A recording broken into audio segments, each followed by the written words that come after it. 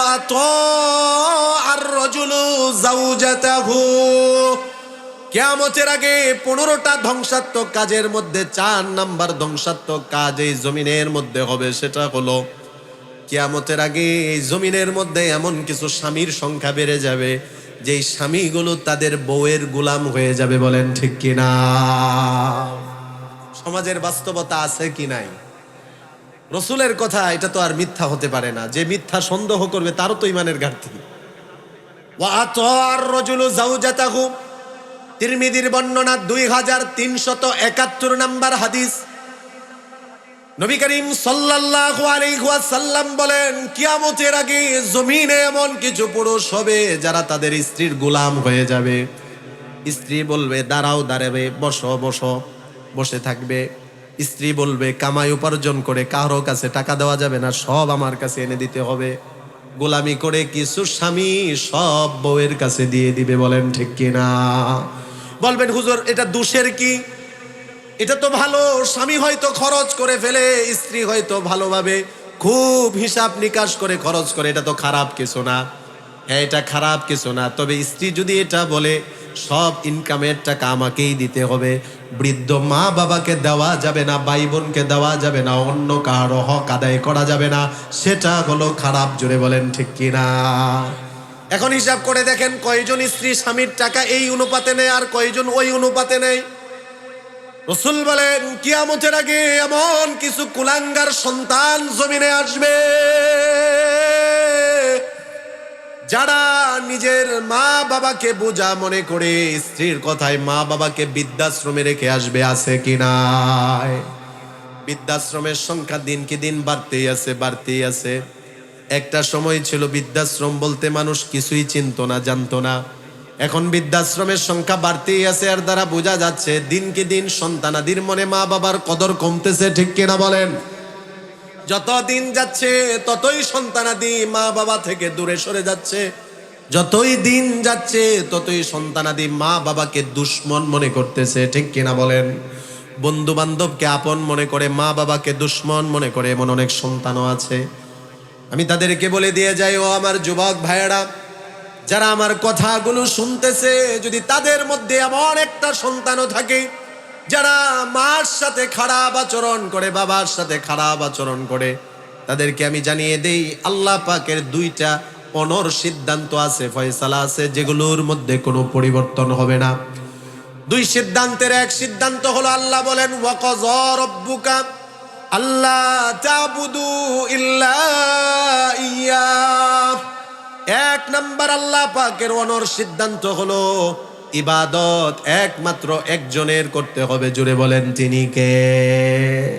জোরে বলেন কে?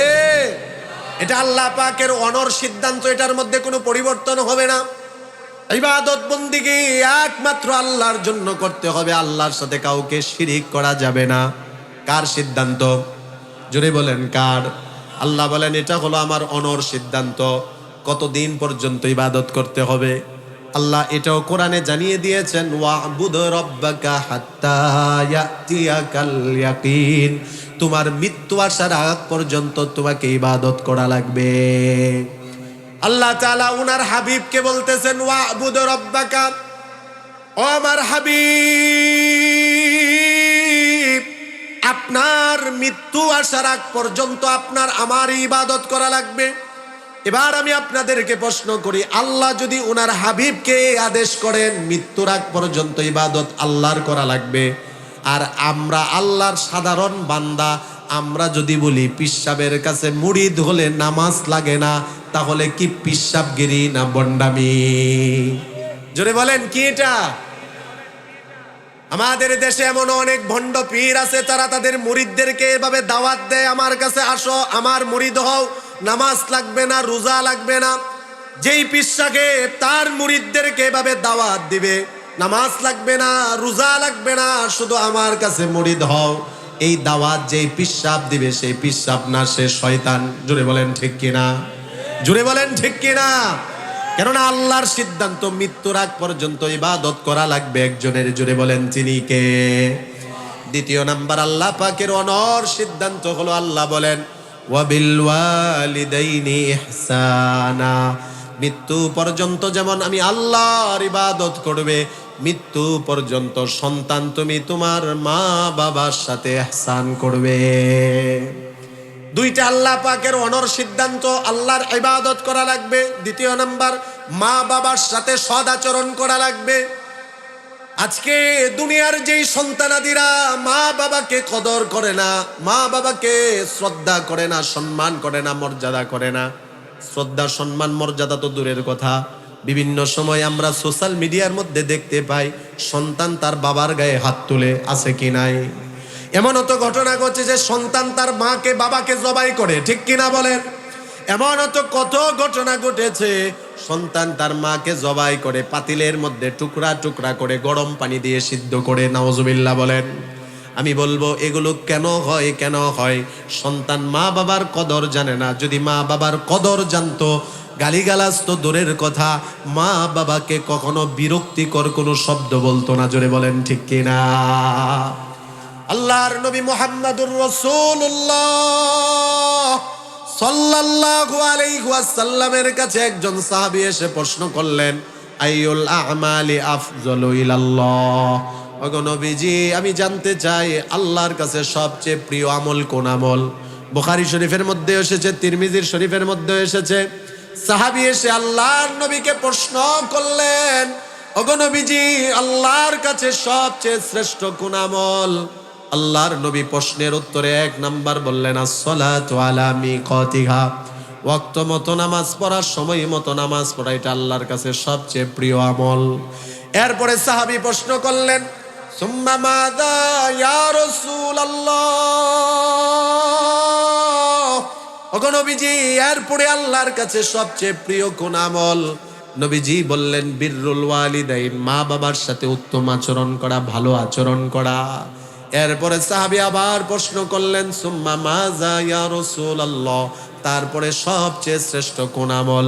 নবীজি বললেন, আল জিহাদু ফি সাবিলিল্লাহ, আল্লাহর রাস্তায় জিহাদ করা।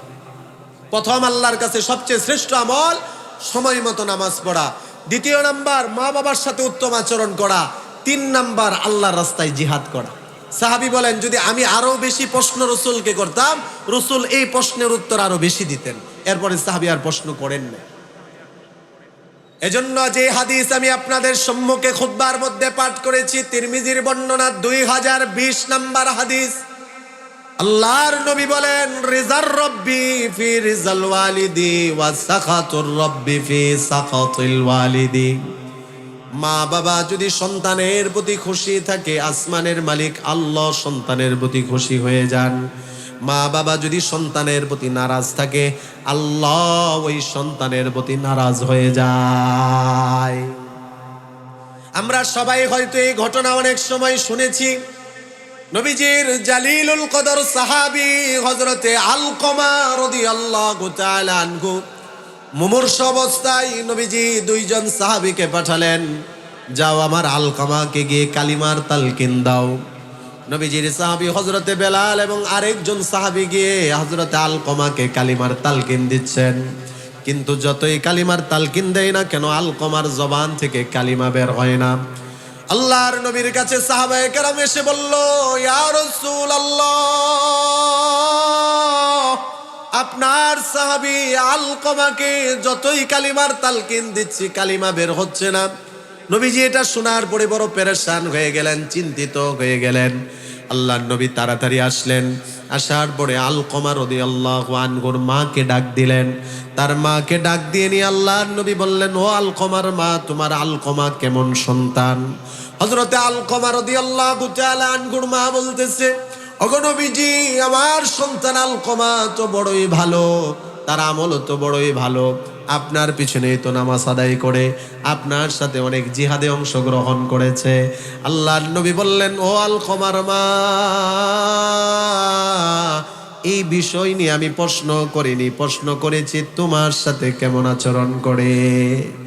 হযরতে আলকমার মা চোখের পানি ছেড়ে দিয়ে বলল, ওগো নবীজি,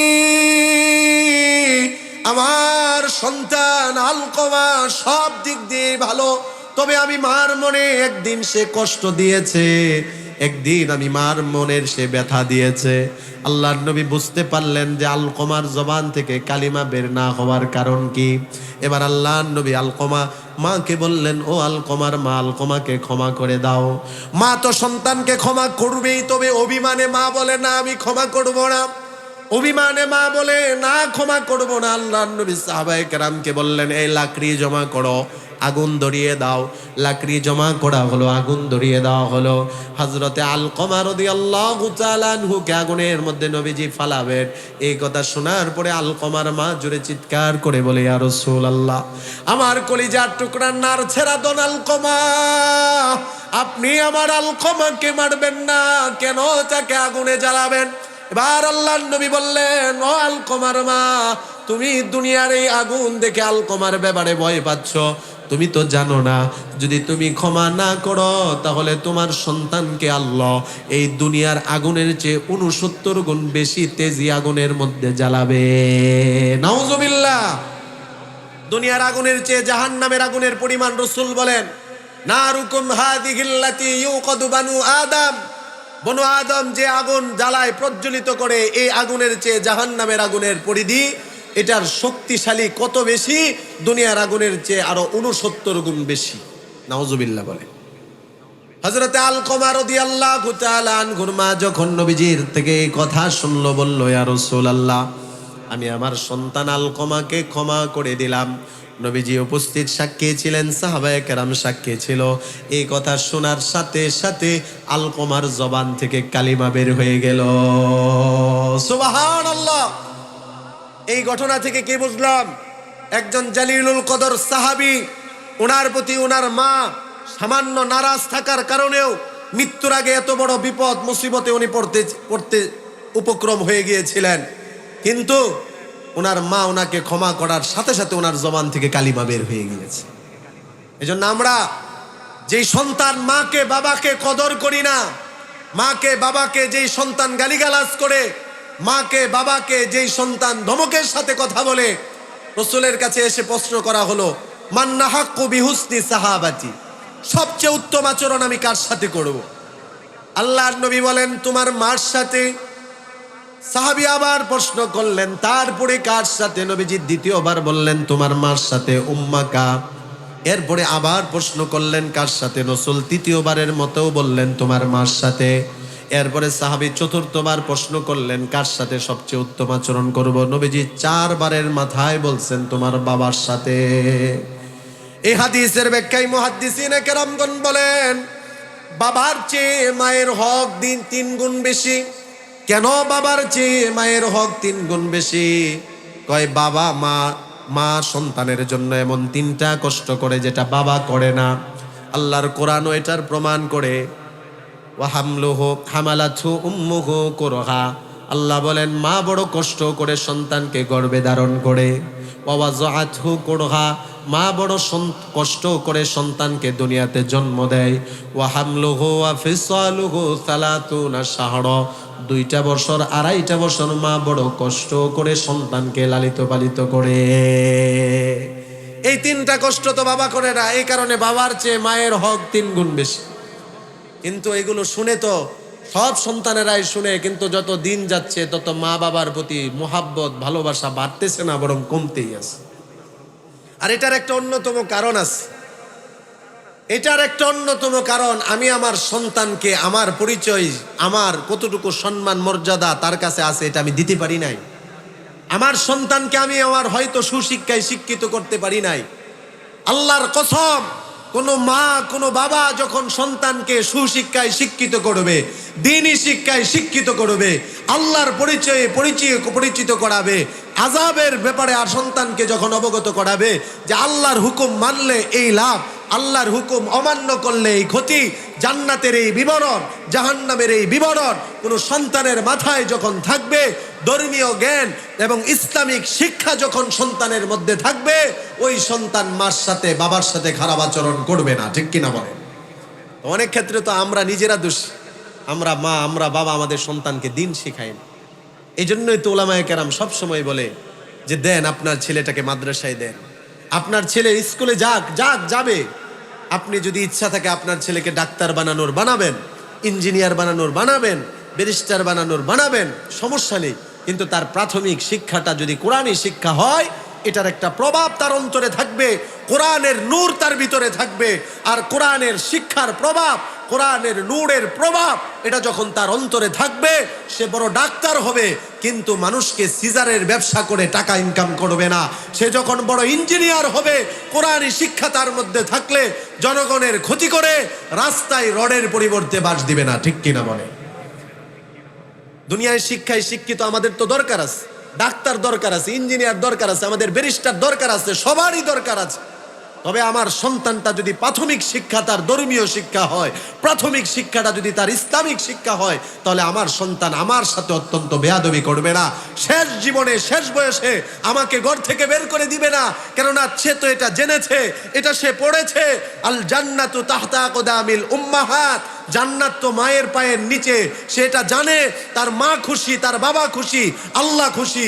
মা খুশি না, বাবা খুশি না, আল্লাহ খুশি না। ঠিক কিনা? এই শিক্ষাটা তো আমার সন্তানকে আমাকে দিতে হবে।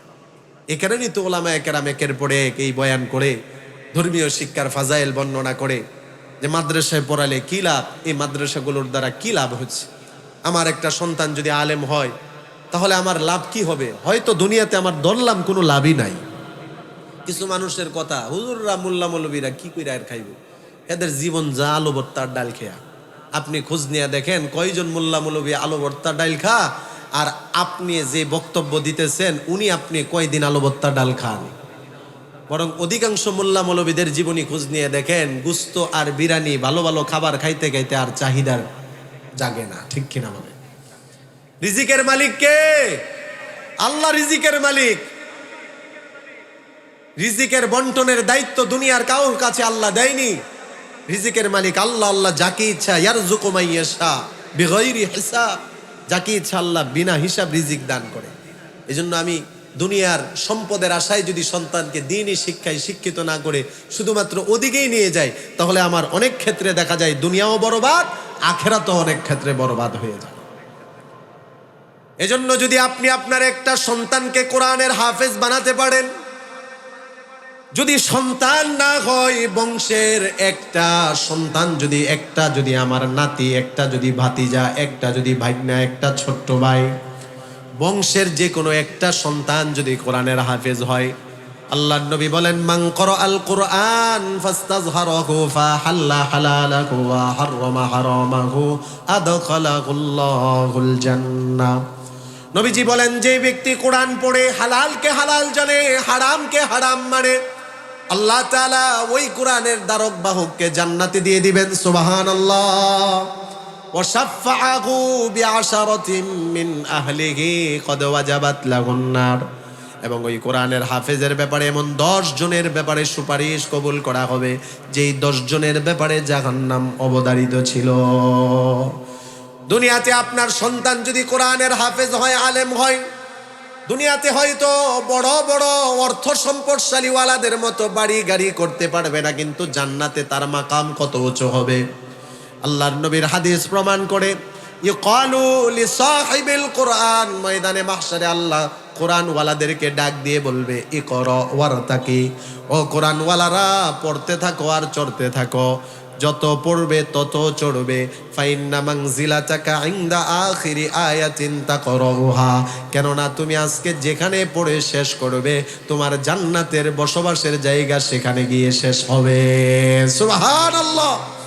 এজন্য যদি আমি আমার মা বাবা ভবিষ্যতে যদি শান্তি পাওয়ার আমার আশা করি, আমার সন্তানকে দ্বীন শেখাতে হবে। দ্বীন শিখলে আমার সন্তান আমাকে কষ্ট দিবে না। মাদ্রাসার পক্ষে থাকা লাগবে, মসজিদের পক্ষে থাকা লাগবে, উলামায়ে কেরামের পক্ষে থাকা লাগবে, হকের পক্ষে থাকা লাগবে। মাদ্রাসার ছাত্রদেরকে মোহাব্বত ভালোবাসলে লস হয় না, বরং লাভই হয়। মাদ্রাসার পক্ষে থাকলে অনেকে মনে করে যে এই কথা বললে হয়তো হুজুর বলতেছে মাদ্রাসায় টাকা দিতে। না, মাদ্রাসার পক্ষে থাকার দ্বারা শুধু মাদ্রাসায় টাকা দেওয়া উদ্দেশ্য না। মাদ্রাসার পক্ষে থাকা, মাদ্রাসার খোঁজখবর নেওয়া, মাদ্রাসায় আসা, আলেমদের সাথে সম্পর্ক রাখা, ছাত্রদের সাথে একটা সুসম্পর্ক রাখা, মোহাব্বত করা, ভালোবাসা। হ্যাঁ, আমার তৌফিক আছে, আমাকে আল্লাহ সম্পদ দান করেছে, ওই সম্পদ আল্লাহর দেওয়ার সম্পদ আল্লাহর রাস্তায় দান করা, এটার চেয়ে ভাগ্যের আর কিছুই হতে পারে না। ঠিক কিনা বলে? যার যেমন তৌফিক আছে আমরা যেমন শরীক থাকবো, যদি তৌফিক না থাকে অত্যন্ত বিরোধিতা তো করব না, ঠিক কিনা বলে? কারণ মাদ্রাসার বিরোধিতা করে আমার লাভ কি? ছাত্রদের সাথে বিরোধিতা করে আমার লাভ কি? বরং তাদেরকে মোহাব্বত করলে আমার লাভ আছে। খুতুবাতে হাকিমুল ইসলামের মধ্যে কারি তৈয়ব সাহেব রহমতুল্লাহ আলাই সুন্দর একটা ঘটনা এনেছে। সুলতান মাহমুদ গজনবী রহমতুল্লাহ আলাই 12 বছর পর্যন্ত চেষ্টা করেছেন, সাধনা করেছেন, আমল করেছেন নবী করিম সাল্লাল্লাহু আলাইহি ওয়াসাল্লামকে স্বপ্ন যুগে দেখার জন্য। সুলতান মাহমুদ গজনবী রহমতুল্লাহ আলাই 12 বছর পর্যন্ত চেষ্টা সাধনা করেও রসুলকে স্বপ্ন যুগে দেখতে পারেননি। আফগানিস্তানের তিনি বাদশাহ ছিলেন সুলতান মাহমুদ গজনবী রহমতুল্লাহ আলাই। এত বড় বাদশাহ, ওনার জীবনের আমলের ক্ষেত্রে কোনো কমতি ছিল না। ওনার ক্ষমতা, ওনার নেতৃত্ব, ওনার ব্যস্ততা ওনাকে আল্লাহর ইবাদত থেকে, আমল থেকে দূরে সরাতো না। আমাদের ব্যস্ততা, আমাদের নেতৃত্ব, আমাদের ক্ষমতা, আমাদের ব্যস্ততা, আমাদের চাকরি, আমাদের ব্যবসা আমাদেরকে তো আল্লাহর ইবাদত থেকে দূরে সরিয়ে দেয়। কিন্তু সুলতান মাহমুদ গজনবী রহমতুল্লাহ আলাইকে তার এই ব্যস্ততা আল্লাহর ইবাদত থেকে দূরে সরাতো না। এই কারণে দেখা যায় এত বড় ব্যস্ত হওয়া সত্ত্বেও, এত বড় ব্যক্তি হওয়া সত্ত্বেও তিনি প্রতিদিন যুবককালে, যৌবনকালে প্রতিদিন 200 রাকাত নফল নামাজ পড়তেন। আল্লাহু আকবার। 200 রাকাত। বার্ধক্যে যখন এসে পড়েছে তখন 100 রাকাত করে প্রতিদিন নফল নামাজ পড়তেন। শতবার দুরূদ শরীফ পড়ে শুয়ে যাইতেন যাতে রসুলকে স্বপ্ন যুগে দেখেন। 12 বছর হয়ে গেল আল্লাহর নবী সাল্লাল্লাহু আলাইহি ওয়াসাল্লামকে স্বপ্ন যুগে দেখতে পারেননি। কারি তৈয়ব সাহেব রহমতুল্লাহ আলাইহি খুতুবাতে হাকিমুল ইসলামের মধ্যে উল্লেখ করেন, একদিন তিনি তিনার বাড়িতে আসার পরে দেখে ওনার বাড়ির নিচে, বাতির নিচে বসে ছোট্ট কোরআনের এক ছেলে আল্লাহর কোরআন পড়ে। আল্লাহর কোরআন পড়ে, আল্লাহর কোরআন পড়ে সুলতান মাহমুদ গজনবী রহমতুল্লাহ আলাইহি দৃশ্য দেখে তিনি ঘোড়া থেকে নেমে গেলেন। প্রশ্ন করলেন, বাবা কে তুমি? এখানে কেন? এই গভীর রজনীতে, শীতের রজনীতে এখানে বসে কি করো? মাদ্রাসার ছোট্ট ছেলেটা বলে, হুজুর আমি গোলাম আপনাদের ওই মাদ্রাসার একজন ছাত্র। আমার বাবা দুনিয়া ছেড়ে, আমি এতিম। আমার মা মানুষের বাড়িতে বাড়িতে কাজ করে আমার জন্য কেরোসিনের ব্যবস্থা করে, ওই কেরোসিন দিয়ে জ্বালিয়ে আমি পড়ালেখা করি। কিছুদিন হলো আমার মা অসুস্থ থাকার কারণে কেরোসিন ব্যবস্থা হয় না, আমি পড়তেও পারি না। আমার সাথী ভাইয়েরা যার যার বাতি নিভিয়ে ঘুমিয়ে পড়েছে, আমার তো সবক ইয়াদ হয়নি, আমি কি করব? রাতের গভীরে এই শীতের রজনীতে ঘুরে ঘুরে খুঁজতেছিলাম কোথায় একটু আলো পাওয়া যায় আল্লাহর কোরআন পড়ার জন্য। আপনার বাড়ির নিচে, হেজেকের নিচে বসে বসে আল্লাহর কোরআন পড়ি। সুবহানাল্লাহ। সুলতান মাহমুদ গজনবী রহমতুল্লাহ আলাইহি চলে গেলেন। ছেলেটাকে উনি রাজ দরবারে নিয়ে গেলেন, নিজের সিংহাসনে, নিজের চেয়ারে বসালেন, নিজের সামনে বসে বললেন, আর বললেন, বাবা আজ থেকে তুমি আমার মালিক, আমি হলাম তোমার গোলাম। কি লাগবে তোমার, তুমি বলো। সুলতান মাহমুদ গজনবী রহমতুল্লাহ আলাইহি মাদ্রাসার ছেলেটার সকল চাহিদা পূরণ করলেন। কি পরিমাণ কাপড় লাগবে, কি পরিমাণ খাবার দাবার লাগবে, কি পরিমাণ কেরোসিন লাগবে, মাদ্রাসার খোঁজখবর নিয়ে মাদ্রাসার হাজতগুলো পূরণ করলেন। সুলতান মাহমুদ গজনবী রহমতুল্লাহ আলাইহি সব কিছু পূরণ করার পরে ছেলেটা যখন চলে যাবে, বারবার ছোট্ট ছেলেটা পিছনের দিকে ফিরে ফিরে তাকায়। সুলতান মাহমুদ গজনবী রহমতুল্লাহ আলাইহি কি যেন বলতে চান, কি যেন বলতে চান। সাহস করে আল্লাহর নবী, বিশ্ব নবী রহমাতুল লিল আলামিন, মুসলমানদের কিছু চরিত্র আর গুনাহগুলির কথাও নবীজি বলেছেন। কাফেরদের কিছু চরিত্রের কথাও রসুল বলেছেন, মুনাফিকদের কিছু চরিত্রের কথাও রসুল বলেছেন। সহিহ মুসলিমের হাদিসের বর্ণনা, আল্লাহর নবী সাল্লাল্লাহু আলাইহি ওয়াসাল্লাম মুনাফিকদের চরিত্রের ব্যাপারে বলেছেন, আয়াতুল মুনাফিকি সালাত। যারা মুনাফিক হবে তাদের মধ্যে 3টা চরিত্র থাকবে, 3টা অভ্যাস তাদের মধ্যে থাকবে। 1 নাম্বার নবীজি বলেন, ইদা হাদ্দাসা কাযাবা। যারা মুনাফিক তাদের চরিত্র হলো এরা কথায় কথায় মিথ্যা বলবে। 2 নাম্বার মুনাফিকের আলামত হলো ওয়া ইদা ওয়াআদা আখলাফা। মুনাফিক ওয়াদা করলে ওয়াদার ভঙ্গ করবে, বিপরীত করবে। 3 নাম্বার নবীজি বলেন মুনাফিকের চরিত্র হলো ওয়া ইদা আতুমিনা খানা। মুনাফিকের কাছে আমানত রাখা হলে মুনাফিক আমানতের খেয়ানত করবে। আরেক হাদিসের মধ্যে রাসূল আরেকটা আলামতের কথা বলেছেন, ওয়া ইদা খাসামা ফাজার। মুনাফিক যখন ঝগড়া করবে, কথায় কথায় সে গালি দিবে। আমি আপনাদেরকে প্রশ্ন করি, কথায় কথায় মিথ্যা বলা, আমানত রাখলে আমানতের খেয়ানত করা, ওয়াদা করলে ওয়াদার ভঙ্গ করা, ঝগড়ায় লাগলে কথায় কথায় গালিগালাজ করা, এগুলো বর্তমানে শুধু মুনাফিকের অভ্যাস না, অনেক মুসলমানের মধ্যেও এই অভ্যাস চলে আসছে। বলেন ঠিক কিনা? আমার কথায় কোনো মন খারাপ করা যাবে না, মনে কোনো কষ্ট নেওয়া যাবে না। কোরআন হাদিসে যা সত্য সেটা বলতে হবে, সেটা আমাদেরকে শুনতে হবে। নবী করিম সাল্লাল্লাহু আলাইহি ওয়াসাল্লাম মুনাফিকের আলামতগুলো কেন বলেছেন? যাতে এই আলামতগুলো শুনে যারা ইমানদার এই বদ অভ্যাসগুলো তারা যেন ছাড়তে পারে। আমার বলার উদ্দেশ্য হলো এটা, আমরা নিজেকে মুসলমান বলে, মুমিন বলে দাবি করি, মুনাফিকের যে খারাপ চরিত্রগুলো আছে আল্লাহর কাছে দোয়া করি আল্লাহ আমাদের ওই সকল চরিত্র থেকে হেফাজত করুক। জোরে বলি আমিন। নবী করিম সাল্লাল্লাহু আলাইহি ওয়াসাল্লাম তিরমিজির বর্ণনায় এসেছে, আল্লাহর নবী মুহাম্মাদুর রাসূলুল্লাহ সাল্লাল্লাহু আলাইহি ওয়াসাল্লাম বলেছেন, আজকের কথা নয়, আজ থেকে প্রায় 1450 বছর আগে রাসূল বলেছেন, এই জমানার কথা, এই জমানার বাস্তবতার কথা, এই জমানায় প্রকাশিত কিছু কাজের কথা রাসূল বলে গিয়েছেন। আল্লাহর নবী বলেছিলেন, ইদা ফাআলাত উম্মতি 15 খাসলাতান হাল্লা বিহাল বালা। আমার উম্মতের মধ্যে যখন 15টা ধ্বংসাত্মক কাজ দেখা দিবে, নবীজি বলেছেন এই উম্মত যখন 15টা ধ্বংসাত্মক কাজ করবে, হাল্লা বিহাল বালা, একের পর এক বিপদ আপদ মুসিবত, একের পর এক আযাব আর গজব আল্লাহ তাআলা তাদেরকে দিবেন। এই যে বিভিন্ন জায়গায় ভূমিকম্প দেখা যায়, বিভিন্ন জায়গায় ভূমিধস হয়, জমিন মানুষের ঘরবাড়ি সহ নিচে ডেবে যায়, ভূমিকম্প হচ্ছে, ভূমিধস হচ্ছে, মানুষের চেহারা পশুর মতো পরিবর্তন হয়ে যাচ্ছে, এগুলো আযাব আর গজব জমিনে 5টা 15টা পাপাচার হলে আল্লাহ দিবেন, রাসূল বলেছেন। এখন তো বৃষ্টি হচ্ছে, পানির বৃষ্টি হচ্ছে, একটা সময় আসবে পানির বৃষ্টি হবে না। পাপাচারে জমিনবাসী লিপ্ত থাকার কারণে পাথরের বৃষ্টি হয়ে, এই পাথরের বৃষ্টি বর্ষিত হয়ে পাপাচার বান্দাগুলোকে আল্লাহ তাআলা আযাবে ধ্বংস করে দিবেন। এখন তো বাতাস এসে শরীরে যখন লাগে তখন আমরা আরাম অনুভব করি, বড় শান্তি লাগে। এমন একটা সময় আসবে, বাতাস আসবে, কোনো আরাম থাকবে না, বাতাসের মধ্যে আগুনের লেলিহান থাকবে। জোরে বলেন নাউযুবিল্লাহ। কখন জমিনের মধ্যে এই অবস্থাটা হবে রাসূল সেটাও বলেছেন, যখন 15টা এমন কাজ জমিনবাসী করবে।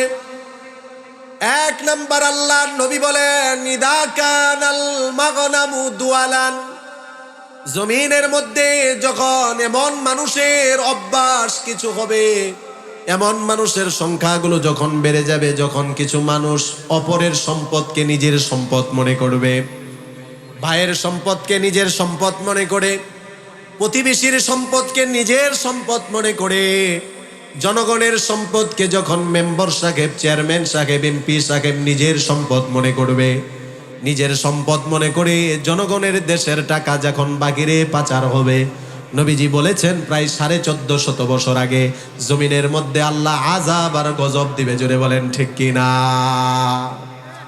রাসূল বলেছেন, ইদা কানাল মাগনামু দুয়ালান, যখন ব্যক্তিগত মানুষের সম্পদকে মানুষের নিজের সম্পদ মানুষ মনে করবে। 2 নাম্বার, নবীজি বলেন, ওয়াল আমানাতু মাগনামা, আমানতদারিতা জমিন থেকে উঠে যাবে, আমানতের খেয়ানত হবে, আমানতের হেফাজত মানুষ করবে না। মুনাফিকের চরিত্র যখন মুসলমানের মধ্যে চলে আসবে, আমানতদারিতার গুণ যখন মানুষের মধ্যে উঠে যাবে, তখন আল্লাহ জমিনের মধ্যে আযাব আর গজব দিবেন। ও আমার মুরব্বী বাবারা, যুবক ভাইয়েরা, আমার একটা সময় ছিল মানুষের মধ্যে কতটা আমানতদারিতার গুণ ছিল। একটা ঘটনা বলি আপনাদেরকে। না খেয়ে ক্ষুধার্ত অবস্থায় মরে যেতে রাজি ছিল, কিন্তু আমানতের খেয়ানত করতো না এমন কিছু মানুষ জমিনে ছিল। বিশিষ্ট একজন তাবিঈ, সাহাবী না, তাবিঈ ছিলেন মক্কার জমিনে। নাম হলো ওনার কাজী আবু বকর রহমাতুল্লাহ আলাইহি। মক্কায় বসবাস করত নওজোয়ান যুবক কাজী আবু বকর রহমাতুল্লাহ আলাইহি। একদিন, 2 দিন, 3 দিন চলে গেল, ক্ষুধার্ত অবস্থায়, খাবার খাওয়ার জন্য কোনো খাবার নেই এবং টাকা পয়সা নেই যে কিনে কোনো খাবার খাবে। ক্ষুধার্ত অবস্থায় যুবক কাজী আবু বকর রহমাতুল্লাহ আলাইহি মক্কার বাজারের মধ্যে ঘোরাফেরা করতেছেন একটা কাজের জন্য। হযরতে কাজী আবু বকর রহমাতুল্লাহ আলাইহি কাজও পান না যে কাজ করে টাকা উপার্জন করে তিনি খাবার কিনবেন। পেটের মধ্যে ক্ষুধা, আল্লাহর উপর ভরসা করে তিনি চলতেছেন। হঠাৎ করে মক্কার বাজারের মধ্যে তিনি দেখতে পেলেন একটা থলে পড়ে আছে, একটা থলেটা উঠানোর পরে তিনি থলের মুখটা খোলার পরে দেখলেন ভিতরে একটা দামি হার, গলার হার, আনুমানিক তৎকালীন কোটি টাকা দামের মূল্যের হার। হযরতে কাজী আবু বকর রহমাতুল্লাহ আলাইহি কোটি টাকা দামের এই হার পেয়ে বড়ই চিন্তিত হয়ে গেলেন, পেরেশান হয়ে গেলেন, আর আফসোস করতে লাগলেন, আরে আল্লাহর কোন বান্দার জানি মূল্যবান এই সম্পদটা হারিয়ে গিয়েছে, সে জানি কি পরিমাণ পেরেশান আর অস্থিরতার মধ্যে আছে। এই সম্পদ তার কাছে পৌঁছে দেওয়ার জন্য তিনি অস্থির হয়ে গেলেন। আর আমাদের জমানায় আমরা হলে বলতাম, 3 দিন ক্ষুধার্ত ছিলাম, আল্লাহর উপর ভরসা করেছি, আল্লাহ আসমান থেকে পাঠাইছে। বলেন ঠিক কিনা? আমরা হলে হালাল করার জন্য এটা বলতাম, হিকমত না, এটা কারো না, 3 দিন ক্ষুধার্ত ছিলাম, আল্লাহ আমার জন্য পাঠাইছে। কিন্তু কাজী আবু বকর রহমাতুল্লাহ আলাইহি পাওয়ার পরে আমানতদারিতার গুণ ফুটে উঠেছে। এই সম্পদ তো আমার না, এটা আমার কোনো মুসলমান ভাই হারিয়েছে, এটা আমি পেয়েছি, আমার দায়িত্ব, আমানত তার কাছে এটা পৌঁছে দেওয়া। ঠিক কিনা বলেন? কাজী আবু বকর রহমাতুল্লাহ আলাইহি পেটের মধ্যে ক্ষুধা, কিন্তু ওনার মধ্যে কোনো লোভ নেই। আমানতদারিতার গুণ কতটা ওনার মধ্যে ছিল, ওনাদের মধ্যে ছিল। এবার তিনি মক্কার বাজারের মধ্যে খুঁজতে লাগলেন, কেউ কে আলান করে কিনা যে এত দামি মূল্যবান সম্পদ হারিয়েছে, আলান তো করবে, ঘোষণা করবেই। বিকাল পর্যন্ত, সন্ধ্যা পর্যন্ত বাজারে ছিলেন, কেউ আলান করে না, ঘোষণা করে না। কাজী আবু বকর রহমাতুল্লাহ আলাইহি কোটি টাকা দামের এই হার নিয়ে তিনি বাড়িতে চলে গেলেন। প্রতিদিন মক্কার বাজারে আসে, মক্কার বাজারে এসে চৌরাস্তার মোড়ের মোড়ে তিনি দাঁড়িয়ে থাকেন আর দেখেন কেউ কি হারিয়ে যাওয়া বস্তুর ঘোষণা করে কিনা। 1 দিন, 2 দিন, 3 দিন, 1 সপ্তাহ পরে মক্কার বাজারের চৌরাস্তার মধ্যে একজন মুরব্বী, একজন আলেম দাঁড়িয়ে ঘোষণা করতেছে, ও মক্কার মানুষ, ও মক্কার মানুষ, তোমাদের মধ্যে কেউ কে আছো, আমার একটা কোটি টাকা দামের মূল্যবান বস্তু হারিয়ে গিয়েছে। কোন মুসলমান যদি পেয়ে থাকো, আমানতদারিতার গুণ রক্ষার্থে সেটা যদি আমার কাছে ফিরিয়ে দাও, আমি তাকে 500 স্বর্ণ মুদ্রা পুরস্কৃত করব। কাজী আবু বকর এই মুরব্বীকে দেখে বড় আনন্দিত হয়ে গেলেন, আরে আমার দায়িত্ব থেকে হয়তো আমি এতদিন পরে মুক্ত পাবো। এবার ওনার কাছে যাওয়ার পরে ওনার হাত ধরে ওনার বাড়িতে নিয়ে আসলেন আর বললেন, বাবাজি আপনি কি হারিয়েছেন বলেন। এবার মুরব্বী বাবা বিবরণ দিয়ে দিল, এমন একটা থলের ভিতর এমন কোটি টাকা দামের একটা গলার হার। এবার এটা বন্য বিবরণ পাওয়ার পরে কাজী আবু বকর রহমাতুল্লাহ আলাইহি ঘর থেকে কোটি টাকা দামের হারটা এনে আল্লাহর বান্দার কাছে পৌঁছে দিয়ে নিজের আমানতের হেফাজত করে। পুরস্কৃত ওই যে 500 দিরহাম পুরস্কার করবে, আগেরই তো ঘোষণা দেওয়া। এখন কোটি টাকা দামের মূল্যবান হার পাওয়ার পর ঘোষণা অনুযায়ী যখন ওই আলেম ওই 500 স্বর্ণ মুদ্রা ওনাকে যখন হাদিয়া দিবে, উপহার দিবে, কাজী আবু বকর নেই না, নিতে চাই না। আলেম বলে, বাবারে আমি তো তোমাকে খুশি হয়ে এটা হাদিয়া হিসেবে দিচ্ছি, এটা তোমার জন্য হালাল, তুমি নাও। কাজী আবু বকর বলে, না না, খোদা থেকে আমানতদারিতা হেফাজত করেছি, তারপরেও শয়তান কতভাবে ধোঁকা দেওয়ার চেষ্টা করেছে। ও হুজুর, আপনার কাছে আপনার কোটি টাকার মূল্যবান সম্পদ আমি ফিরিয়ে দিয়েছি, এটা আমার আমানতের হেফাজত করেছি। দুনিয়াতে এটার কোনো পুরস্কার পাওয়ার জন্য নয়, এটার পুরস্কার যিনি দান করবেন তিনি কে? পরিপূর্ণ পুরস্কার আমি আমার আল্লাহর কাছ থেকে নিব, এটা আমি নিব না। আল্লাহর কাছ থেকে পরিপূর্ণ পুরস্কার পাওয়ার আশায় 500 দিরহামও নিল না, অথচ 3 দিনের ক্ষুধার্ত কিন্তু এই কাজী আবু বকর। এভাবেই চলে গেল। অনেক দিন পরে এই যুবক কাজী আবু বকর রহমাতুল্লাহ আলাইহি মক্কা থেকে ব্যবসার উদ্দেশ্যে সফর করে করে নদী পথে তিনি পাড়ি জমাচ্ছিলেন। হঠাৎ করে লঞ্চটা নদীর মধ্যে, সমুদ্রের মধ্যে ডুবে যায়। সমুদ্রের মধ্যে যত যাত্রী ছিল, কেউ মারা গেল, কেউ বেঁচে আসলো, কেউ অন্য অন্য কোথাও চলে গেল। কাজী আবু বকর অনেকক্ষণ সাঁতরাতে এক দ্বীপের মধ্যে এসে আটকে যায়। বেহুশ হয়ে যাওয়ার পর যখন ওনার হুঁশ ফিরে আসে, উনি তাকিয়ে দেখে এটা একটা দ্বীপ। এর সামনেই তিনি লক্ষ্য করে দেখলেন এমন আল্লাহর একটা ঘর, মসজিদ দেখা যায়। কাজী আবু বকর মসজিদের কাছে গিয়ে, ওযুখানায় গিয়ে ওযু করলেন, আর আল্লাহর ঘর মসজিদে এসে 2 রাকাত সালাতুশ শুকর আদায় করলেন। আল্লাহ তাআলার কাছে দোয়া করলেন, আল্লাহ, কত মানুষ মারা গেল, কতজনের বড় বড় বিপদ আপদ মুসিবত হলো, এই বিপদ থেকে তুমি আমাকে বাঁচিয়েছো। যোহরের নামাজের ওয়াক্ত হয়ে গেল। কাজী আবু বকর নতুন এলাকা, কাউকে চেনে না, কোথায় যাবে কি করবে উনি বুঝতে পারছিলেন না। উনি একজন কোরআনের হাফেজ ছিলেন। মসজিদে বসে বসে যোহরের আগে আল্লাহর কোরআনের কণ্ঠের তেলাওয়াত, মধুর কণ্ঠের তেলাওয়াত তিনি শুরু করে দিলেন। সুমধুর কণ্ঠে কাজী আবু বকর রহমাতুল্লাহ আলাইহি কোরআন তেলাওয়াত করে যোহরের নামাজের সময় হয়েছে। মুসল্লিরা যখন মসজিদে ঢুকে, নওজোয়ান যুবকের কণ্ঠে, সুমধুর কণ্ঠের তেলাওয়াত শুনে মানুষ বড় আশ্চর্য হয়ে যায়। এই যুবককে, তাকে তো কখনো আমাদের এলাকায় দেখিনি, এত সুন্দর কণ্ঠের তেলাওয়াত। মুসল্লিরা এসে প্রশ্ন করার পরে কাজী আবু বকর পূর্ণ ঘটনা খুলে বলল। এবার মুসল্লিরা বলে, না না, সমুদ্রে বেশে বেশে আপনি আপনার ইচ্ছায় এখানে আসেননি, বরং আল্লাহ আমাদের প্রয়োজনে আপনাকে পাঠিয়েছেন। আমাদের এই মসজিদের ইমাম সাহেব কিছুদিন আগে ইন্তেকাল করেছে, নামাজ পড়ানোর জন্য আমাদের ইমাম নেই, আমরা একজন ইমাম খুঁজতেছি। আপনি কোরআনের হাফেজ, সুমধুর কণ্ঠের তেলাওয়াতের অধিকারী, আপনি আজ থেকে আমাদের ইমাম, আর আল্লাহ আমাদের ইমাম বানিয়ে আপনাকে পাঠিয়েছে। এলাকার মানুষ ইমামতির প্রস্তাব দিলেন, আপনি আজ থেকে আমাদের ইমামতি করবেন। হযরতে কাজী আবু বকর যুবক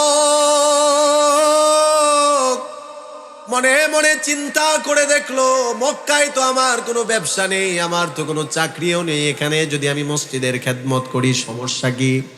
তাদের যেহেতু ইমামের প্রয়োজন, আমারও তো একটা থাকার প্রয়োজন, আমারও তো রুজি রোজগারের প্রয়োজন। কাজী আবু বকর রহমাতুল্লাহ আলাইহি মসজিদে ইমামতি শুরু করে দিলেন। কিছুদিন যাওয়ার পরে মুসল্লিদের সাথে একটা অন্তরঙ্গ মোহাব্বত হয়ে গেল। এলাকার মানুষ কাজী আবু বকর রহমাতুল্লাহ আলাইহিকে বড় মোহাব্বত করে ভালোবাসে। নওজোয়ান যুবক কাজী আবু বকরকে একদিন মুসল্লিরা এসে প্রস্তাব করলো, হুজুর, বয়স তো বিবাহের উপযুক্ত তো হয়েছে বয়স, এবার একটা বিবাহ করা দরকার। হযরতে কাজী আবু বকর রহমাতুল্লাহ আলাইহি তার ওই এলাকার মুসল্লিদেরকে বলল, বাড়ি ঘর নেই আমার, টাকা পয়সা নেই, আমি ধনীও না, কে কার মেয়েকে আমার কাছে বিবাহ দিবে? এবার মুসল্লিরাই প্রস্তাব করলো, হুজুর, আমাদের যে আগের ইমাম সাহেব ছিলেন, ওনার সুন্দরী, পরমা সুন্দরী, বড়ই পর্দানিসীন একজন মেয়ে আছে। বাবার ইন্তেকালের পরে আমরাই তো হুজুরের পরিবারকে দেখাশোনা করি। ইমাম সাহেব দীর্ঘদিন আমাদের মাঝে ছিল, হুজুর ইন্তেকাল করেছে, আপনি যদি বলেন আর আপনি যদি রাজি থাকেন, হুজুরের সেই মেয়েকে আপনার সাথে আমরা বিবাহ দিয়ে দিব। কাজী আবু বকর রহমাতুল্লাহ আলাইহি বললেন, ঠিক আছে, আমি রাজি আছি। বিবাহ হয়ে গেল। বাসর রজনীতে যখন কাজী আবু বকর নতুন স্ত্রীর কাছে আসলো, চেহারার দিকে তাকিয়ে দেখলেন এত সুন্দর, এত মায়াবী চেহারা, এত সুন্দর চেহারা তিনি কখনো দেখেননি। এবার চেহারার দিকে তাকিয়ে আছেন স্বামী তার স্ত্রীর। হঠাৎ করে স্ত্রীর গলার মধ্যে একটা দামি হার, কোটি টাকার মূল্যের একটা দামি হারের দিকে কাজী আবু বকরের নজর চলে গেল। এখন আর স্ত্রীর চেহারার দিকে তাকাই না, সেই কোটি টাকার দামি হারের দিকে তাকিয়ে আছে। এই দৃশ্য দেখে স্ত্রী কাজী আবু বকরকে ডাক দিয়ে বলল, ও আমার প্রাণের স্বামী, আমি আপনার স্ত্রী, আপনি আমার স্বামী, আমি আপনার, আমার সব কিছু আপনার। এই যে আমার হারের দিকে আপনি তাকিয়ে আছেন, যদি এটা আপনার কাছে পছন্দ হয় আমি আপনাকে মালিক বানিয়ে দিলাম, আপনি এটার মালিক। কাজী আবু বকর রহমাতুল্লাহ আলাইহি বললেন, ও প্রাণের স্ত্রী, আমাকে ভুল বুঝিও না, আমি দুনিয়ার সম্পদের লোভী না। তোমার গলার মধ্যে হারটা দেখে আমার অতীত একটা ঘটনার কথা মনে পড়ে গেল। আজ থেকে প্রায় অনেক দিন আগে মক্কার বাজারে এমন একটা হার আমি পেয়েছিলাম। খুবই ক্ষুধার্ত ছিলাম, মক্কার বাজারে কোটি টাকার দামের হার পেয়ে আমানতদারিতার গুণ হেফাজত করতে গিয়ে তার মালিকের কাছে ফিরিয়ে দিয়েছিলাম। এবার এই স্ত্রী স্বামীকে বুকের মধ্যে জড়িয়ে ধরে বলল, ও প্রাণের স্বামী, আপনি কি তাহলে সেই যুবক, যেই যুবকের কথা বাবাকে দেখতাম প্রত্যেক নামাজের পরে মুনাজাতে আল্লাহর কাছে বলতো, ওগো আল্লাহ, ওই মক্কার জমিনের ওই বলবো আমানতদারিতা, এটা মুসলমানের জন্য অনেক বড় গুণ। এই আমানতদারিতার গুণ, এটা যেই মুসলমানের কাছে থাকবে তার পৃথিবীর বড় সম্পদ তার কাছে আছে। আমাদের নবী মুহাম্মাদুর রাসূলুল্লাহ সাল্লাল্লাহু আলাইহি ওয়াসাল্লামের জীবনের দিকে তাকান, উনি কতটা আমানতদার ছিলেন। নবুয়াতের পরের জিন্দেগি না, নবুয়াতের আগের জিন্দেগির দিকেই তাকান। মক্কার কাফেররা আল্লাহর রাসূল সাল্লাল্লাহু আলাইহি ওয়াসাল্লামকে আল আমিন উপাধিতে ভূষিত করেছিল। শুধুমাত্র তাই না, নবুয়াতের দায়িত্ব পাওয়ার পরে মক্কার কাফেরদেরকে যখন তাদের শিরকের বিরুদ্ধে, কুফুরের বিরুদ্ধে, মূর্তির বিরুদ্ধে যখন রাসূল বলা শুরু করে দিয়েছেন, তখন ওই কাফেররা রাসূলের জন্য বড় দুশমন হয়ে গেল। কিন্তু দুশমন থাকা সত্ত্বেও অনেক বড় বড় মক্কার কাফেররা তাদের মূল্যবান সম্পদ কোনো কাফেরের কাছে আমানত রাখতো না। রাসূলকে দুশমন মনে করা সত্ত্বেও আমানতদার মনে করে রাসূলের কাছে তাদের সম্পদ আমানত রাখতো। আবু জাহেলের অনুসারীরা আবু জাহেলের কাছে সম্পদ রাখতো না, কারণ জানে আবু জাহেল এটা তো নিজেরটা তো খাইবো 14 গোষ্ঠীরটা খায়া নেয়, ঠিক কিনা? আবু জাহেলের কাছে রাখতো না তার অনুসারীরা।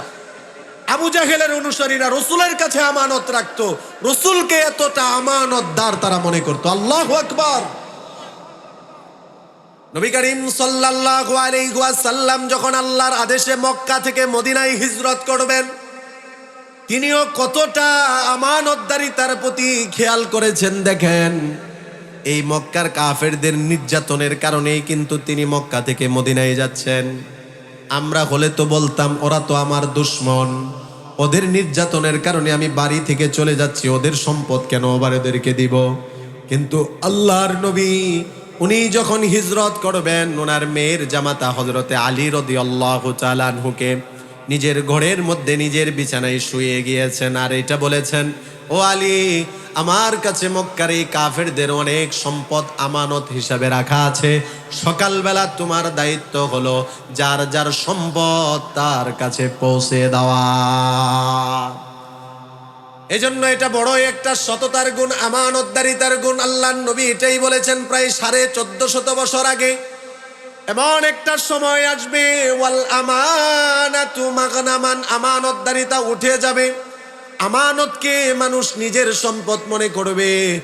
তৃতীয় নাম্বার ধ্বংসাত্মক কাজ, রাসূল বলেছেন ওয়াজ যাকাতু মাগরামান, এমন একটা সময় আসবে যখন যাকাতটাকে মানুষ জরিমানা মনে করবে।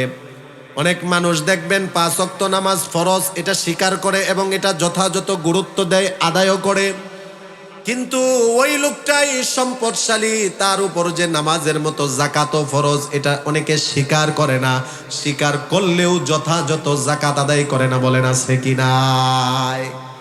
বরং জাকাতটাকে একটা জরিমানা মনে করে আমি আমার নিজের কানে আমার অনেক মুসল্লি যারা বঙ্গ মার্কেটের বড় বড় ব্যবসায়ী ছিল, কোটি কোটি টাকা ব্যবসা করত, অনেকে এসে আমার কাছে রমজান মাসে একটা আপত্তি করত। আমি নাম বলবো না, তবে যারা বলতো আমি তাদের কথা বলতেছি। অনেকে এসে আমার কাছে রমজান মাসে আপত্তি করত, হুজুর এই যে প্রত্যেক বছর আমার কষ্ট করা উপার্জিত সম্পদ থেকে হাজার হাজার লক্ষ লক্ষ টাকা যাকাত দেওয়া লাগবে, এটা কেমন জরিমানা মতো হয়ে গেল। সে বড় আপত্তি প্রকাশ করতে চায় যে আমার কষ্টে উপার্জিত সম্পদ আমি প্রত্যেক বছর মন মতো দিব, কেন ধার্য করা লাগবে আমার। আমি তখন বলেছিলাম আপনি তো দাবি করতেছেন এগুলো আপনার সম্পদ, অথচ যখন আপনি দুনিয়াতে এসেছিলেন সম্পদ তো দূরের কথা, শরীরের মধ্যে একটা কাপড়ও ছিল না। জুড়ে বলেন ঠিক কিনা? সব কিছু আমাদেরকে যিনি দান করেন তিনি কে? এরকম জাকাতটাকে অনেক মানুষ জরিমানা মনে করবে, জাকাতের মতো ফরজ বিধানের ক্ষেত্রে মানুষের কমতি চলে আসবে, তখনই আযাব আর গজব হবে।